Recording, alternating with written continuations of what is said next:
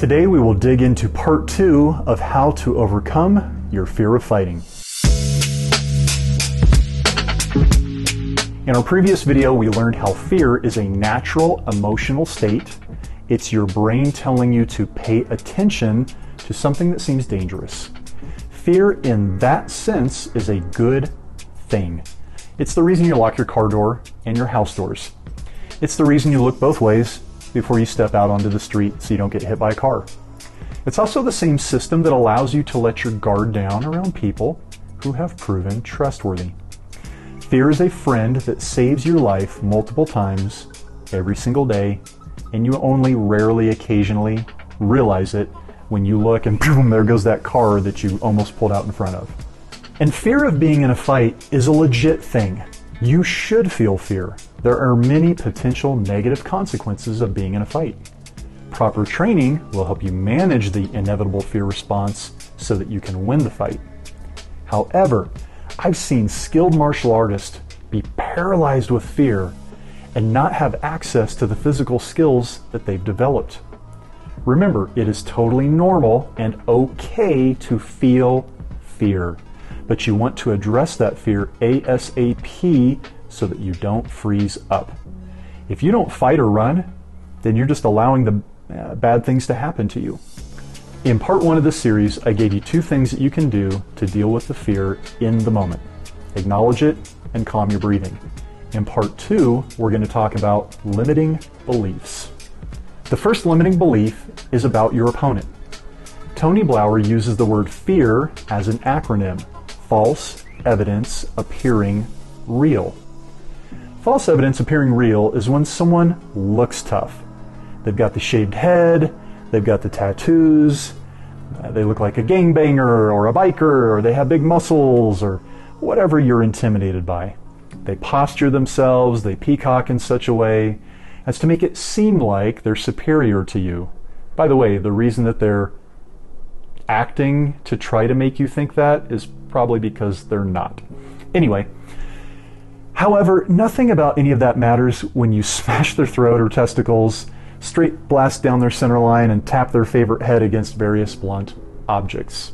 So the first irrational fear to overcome is false fear of what you think this person is capable of just based on how they look.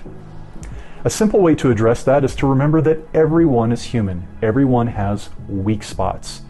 Big, strong guys aren't necessarily less susceptible to being knocked out than a smaller guy. Just remember, everyone can be hurt. But there's another darker thing that can hold many people back. The second limiting belief is where you discount your own skills and abilities. You doubt yourself, but without any rationality to back up that self-doubt. Look, if you've been training in realistic martial arts, you've been blocking punches, stopping takedowns, delivering your own strikes, then by all accounts, you are someone that the other person should be worried about. You're dangerous. That doesn't mean you're indestructible, but it means that you are dangerous.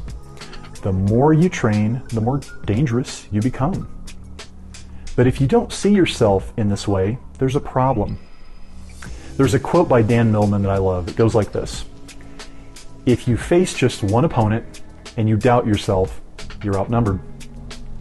The question you should start asking yourself right now, before you ever get into a fight, is what evidence do you have that you can't win this fight? Perhaps you've been beat up before. Perhaps you've backed down before. But guess what? You have the right to change. You don't have to allow your past to determine your future. The best way to change your past is to confront it. Ask yourself some questions like this: why did I lose the fight? Or why did I back down? Was I untrained? Did I have no experience? What if I would have done things differently? What if I would have been trained? Okay? Or if you have been trained, what if I had chosen not to hesitate and go on the attack? What if I believed in myself and done what I was trained to do? Would I have won the fight? What if I was so angry I didn't give an F and I just attacked? If you do train martial arts, ask yourself these self-reflective questions. Am I good at avoiding being hit in training? Am I good at landing my shots against reasonably skilled fighters? Have I been training for how real fights start and how real fights go down? If I can do that in the gym against people who train, I should be able to do that in the street against an unarmed fighter. And if I'm landing my shots and the other guy isn't able to land his shots, then at some point he's either going to quit or I'm going to knock him out. Taking the time to do this self-reflection is how you will move from self-limiting beliefs to believing in yourself. And it won't happen overnight. It's going to take some time. If you relate to this, then I would suggest starting a daily practice that takes perhaps 5 minutes to work through those questions and those thought experiments. Over time, the more you do that, your mind will start to change. And of course, if you aren't already training consistently at a reality-based martial arts gym, that is something you must begin as soon as possible. Legendary boxing coach Cus D'Amato, the trainer to Mike Tyson, once said, "To see a man beaten not by a better opponent, but by himself, is a tragedy. The hero and the coward both feel the same thing, fear.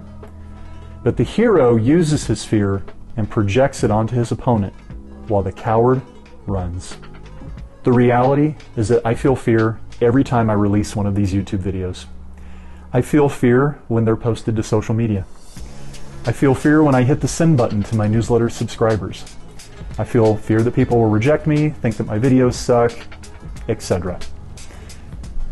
And that's even with me believing in the content that I make and the training that I offer. But remember, my friends, fear is only a feeling. The bold man steps forward anyway. If you found today's video helpful, thanks for sharing it and leaving a thumbs up. Make sure you're subscribed so you get future videos just like this one. See you next time.